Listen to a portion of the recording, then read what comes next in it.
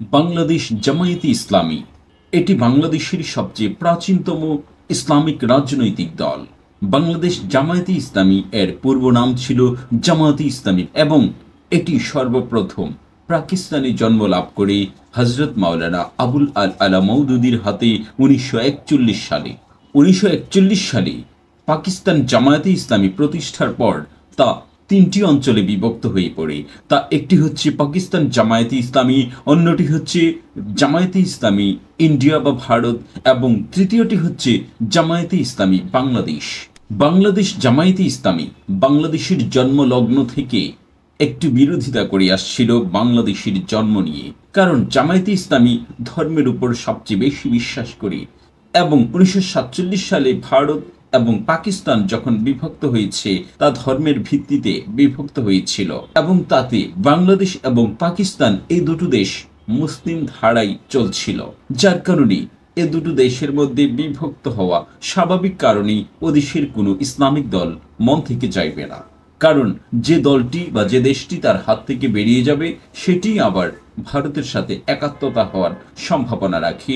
সেদিক বিবেচনায় বাংলাদেশ জামায়াতে ইসলামী 1971 সালে দেশ গঠনের অথবা দেশ ভাগের বিভক্ত হয়েছে।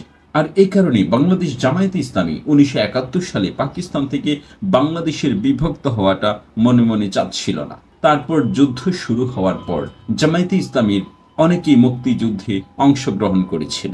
1971 সালে বাংলাদেশের স্বাধীনতার পর নতুন সরকার জামায়াতে ইসলামীকে নিষিদ্ধ করে সমস্ত ধর্মভিত্তিক দলগুলির সাথে 1975 সালে শেখ মুজিবুর রহমান হত্যার পর 1979 সালে জামায়াতের উপর থেকে নিষেধাজ্ঞা প্রত্যাহার করা হয় এবং জামায়াতকে পুনর্নির্মাণ করা হয়। জিয়াউর রহমান সরকারের রাজনীতিতে অংশগ্রহণ এবং নতুন দল জামায়াতে ইসলামী বাংলাদেশ গঠন করার জন্য উৎসাহিত করে নির্বাসিত নেতাদের ফেরার অনুমতি দেওয়া হয়। আব্বাস আলী খান তখন জামায়াতে ইসলামী বাংলাদেশের ভারপ্রাপ্ত আমির ছিলেন। 1980 সালে জামায়াত গণতন্ত্র পুনরুদ্ধারের জন্য বহুদলীয় জোটে যোগ দেয়। এটি পরবর্তীতে বাংলাদেশ জাতীয়তাবাদী দলের সাথে জোটবদ্ধ হয় এবং জামায়াত নেতারা প্রধানমন্ত্রী বেগম খালেদা জিয়ার দুই বিএনপি নেতৃত্বাধীন সরকারে 1991 সালে এবং 1996 সালে এবং 2001 সাল থেকে 6 সাল পর্যন্ত মন্ত্রিত্ব লাভ করেন। 1996 সালে ক্ষমতায় আসার জন্য আওয়ামী লীগের সাথেও জামাতের জোটবদ্ধতা হয়। 2010 সালে আওয়ামী লীগের নেতৃত্বাধীন সরকার 1971 সালের যুদ্ধের সময় সংগঠিত যুদ্ধাপরাধের বিচার শুরু করে এবং এই লক্ষ্যে আন্তর্জাতিক অপরাধ ট্রাইব্যুনাল গঠন করে এবং সর্বোপরি বাংলাদেশ আওয়ামী লীগ তাদের দলীয় স্বার্থের জন্য 1971 সালের সংগঠিত হওয়া অপরাধের জন্য জামায়াতে ইসলামীর বিচার করতে শুরু করে। 2012 সালের মধ্যে বিএনপির 2 নেতা, জাতীয় পার্টির 1 জন নেতা এবং জামায়াতের 8 জন নেতার যুদ্ধাপরাধের অভিযোগে অভিযুক্ত করেন এবং 2013 সালের মার্চ নাগাদ 3 জন জামায়াত নেতাকে অপরাধী সাব্যস্ত করে আন্তর্জাতিক যুদ্ধাপরাধ ট্রাইব্যুনাল বিচারের সম্মুখীন করে। 1 আগস্ট 2013 বাংলাদেশ সুপ্রিম কোর্ট জামায়াতে ইসলামীর নিবন্ধন বাতিল করে এর আগে যে দলটি জাতীয় নির্বাচনের প্রতিদ্বন্দ্বিতা করার জন্য অযোগ্য ঘোষণা করে এবং জুলাই বিপ্লব অর্থাৎ 2024 সালে জুলাই বিপ্লবের ঢেউয়ের সাথে সাথে তৎকালীন শেখ হাসিনা সরকারের 2024 সালের 1 আগস্ট দলটিকে সম্পূর্ণরূপে নিষিদ্ধ করে। যাই হোক, শেখ হাসিনার পতনের পর অন্তর্বর্তীকালীন সরকার 24 আগস্ট সিদ্ধান্তটি ফিরিয়ে দেয় এবং জামায়াত পুনরায় রাজনীতি করার সুযোগ পেয়ে যায়। ব্রিটিশ ভারতে 1941 থেকে 1947 সালে জামায়াতের কর্মকাণ্ড। জামায়াতে ইসলামী ব্রিটিশ পূর্ব ভারতে সৈয়দ আবুল আলা মওদুদি কর্তৃক ইসলামিয়া পার্ক লাহোরে 26 আগস্ট 1941 সালে সামাজিক ও রাজনৈতিক ইসলাম প্রচারের আন্দোলন হিসেবে প্রতিষ্ঠিত হয়েছিল। জামায়াত ভারতের মুসলমানদের জন্য আলাদা রাষ্ট্র পাকিস্তান গঠনের বিরোধিতা করে এটি 1946 সালে নির্বাচনে তৎকালীন বৃহত্তম মুসলিম দল মুসলিম লীগও সমর্থন করেনি, যা ভবিষ্যতে উলামায়ে হিন্দের যৌগিক জাতীয়তাবাদ মুত্তাহিদা কওমিয়ত और ইসলাম সমর্থন করেনি। জামায়াতে ইসলামী প্রতিষ্ঠাতা মাওলানা আবুল আলা মওদুদি ভারত বিভাজন প্রতিরোধে সক্রিয়ভাবে কাজ করেছিলেন। যুক্তি দিয়েছিলেন যে ধারণাটি উম্মাহর ইসলামী মতবাদকে লঙ্ঘন করেছে। মাওলানা মওদুদী বিভাজনটিকে একটি অস্থায়ী সীমানা তৈরি হিসেবে রেখেছিলেন, যা মুসলমানদের একে অপর থেকে বিভক্ত করবে। তিনি সমগ্র ভারতকে ইসলামের জন্য পুনরুদ্ধার করার পক্ষে কথা বলেন। অর্থাৎ মাওলানা মওদুদীর ধারণা ছিল ভারত, পাকিস্তান এবং বাংলাদেশের সকল মুসলমানরা মিলেমিশে থাকবে এবং এই উপমহাদেশে মুসলিমরা আধিপত্য করবে সাংস্কৃতিক দিক দিয়ে। পাকিস্তানে 1947 থেকে 1971 সালে জামায়াতে ইসলামীর কর্মকাণ্ড। পাকিস্তান সৃষ্টির পর জামায়াতে ইসলামী পৃথক ভারতীয় ও পাকিস্তান জাতীয় সংগঠনকে বিভক্ত হয়ে পড়ে। পূর্ব পাকিস্তান বাংলাদেশ হিসেবে স্বাধীন হলে জামায়াতে ইসলামী পাকিস্তানের পূর্ব পাকিস্তান শাখা বাংলাদেশ জামায়াতে ইসলামীতে পরিণত হয়। আইয়ুব খান কর্তৃক ঘোষিত সামরিক আইনের সময় জামায়াতে ইসলামী পাকিস্তানে গণতান্ত্রিক আন্দোলনে অংশগ্রহণ করে। 1965 সালে একটি সর্বদলীয় গণতান্ত্রিক জোট ডিএসি গঠিত হয়েছিল। পূর্ব পাকিস্তানের জামায়াতের প্রধান গোলাম আজম এই জোটের সদস্য হিসেবে ছিলেন, যার মধ্যে মাওলানা আব্দুল হামিদ খান ভাসানী এবং শেখ মুজিবুর রহমানও ছিলেন। ইসলামী দল হিসেবে জেআই দৃঢ়ভাবে ইসলামিক ঐক্য সমর্থন করে। বাংলাদেশে 1971 সাল থেকে বর্তমানে জামায়াতে ইসলামীর কর্মকাণ্ড। 1971 সালের ডিসেম্বরে বাংলাদেশের স্বাধীনতার পর জামায়াতে ইসলামী নিষিদ্ধ হয় এবং শীর্ষ নেতারা পশ্চিম পাকিস্তানে চলে যান।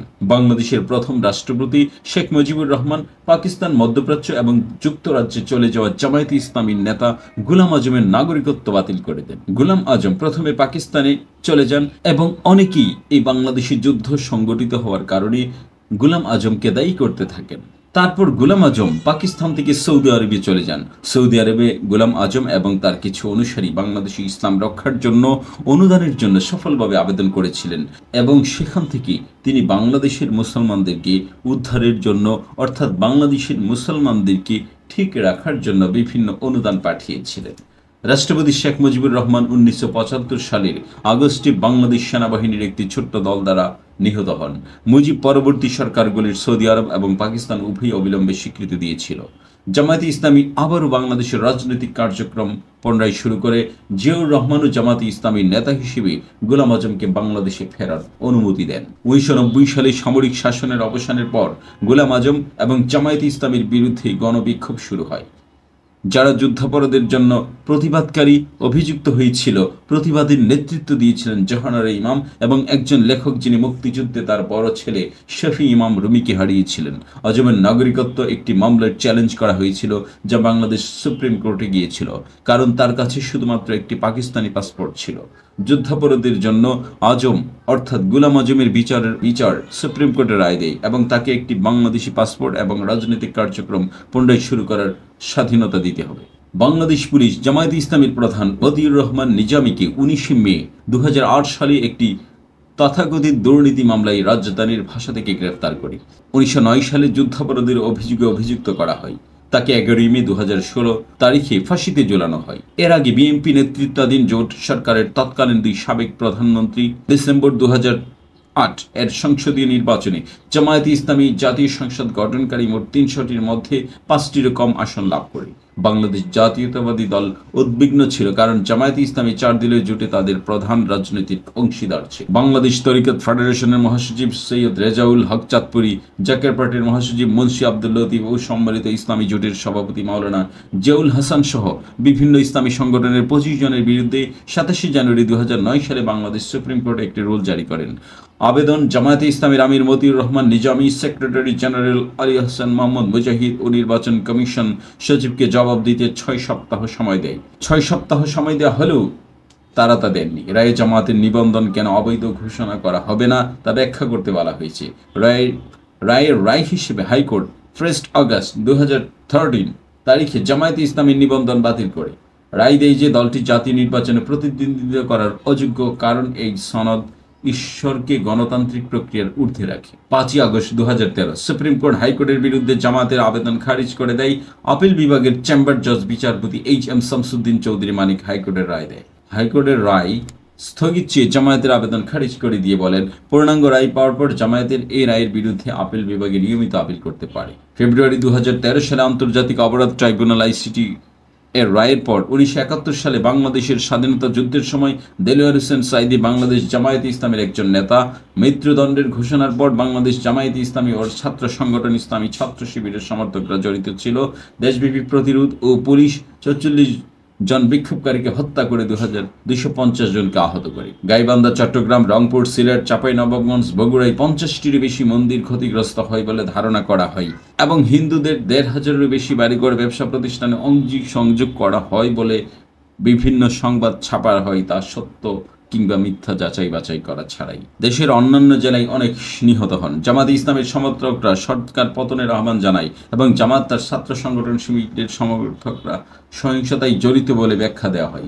বাংলাদেশে কোটার প্রতিবাদে জামাতে ইসলামের সম্পৃক্ততার ফলস্বরূপ হাসিনা প্রশাসন বাংলাদেশ সরকার 1 আগস্ট 2024 দলটিকে সম্পূর্ণ নিষিদ্ধ করার সিদ্ধান্ত নেয়। জামাতের অনেক নেতার বিরুদ্ধে 1971 সালে বাংলাদেশের স্বাধীনতার যুদ্ধের সময় যুদ্ধাপরাধ ও গণহত্যার অভিযোগ আনা হয় এবং অনেককে আন্তর্জাতিক অপরাধ ট্রাইব্যুনালের মাধ্যমে তাদের বিচারের ব্যবস্থা করে তা কার্যকরের সিদ্ধান্ত নেওয়া হয়। আন্তর্জাতিক অপরাধ ট্রাইব্যুনাল আওয়ামী লীগ তার রাজনৈতিক প্রতিপক্ষকে শাস্তি দেওয়ার লক্ষ্যে ক্ষমতায় আসার পরপরই 2009 সালে আন্তর্জাতিক অপরাধ ট্রাইব্যুনাল গঠিত হয়।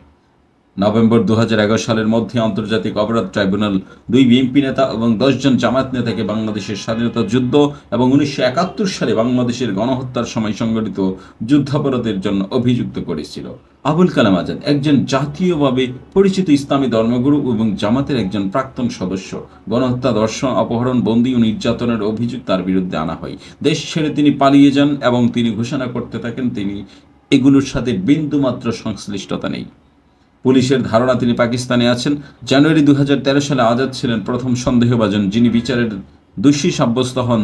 8টি অভিযোগের মধ্যে 7টিতে তাকে দোষী সাব্যস্ত করা হয় এবং ফাঁসির মাধ্যমে মৃত্যুদণ্ডে দণ্ডিত করা হয়। আজাদের পক্ষের আইনজীবী রাষ্ট্র কর্তৃক নিযুক্ত সুপ্রিম কোর্টের একজন বিশিষ্ট আইনজীবী এ মামলার কোনো সাক্ষী ছিলেন না। তিনি বলেন, আজাদের পরিবার সাক্ষীদের খুঁজে বের করতে সহযোগিতা করতে ব্যর্থ হয়েছে। সুষ্ঠু কোনো বিচারের কোনো সুযোগ না থাকায় সাক্ষ্য দিতে অস্বীকার করেছে।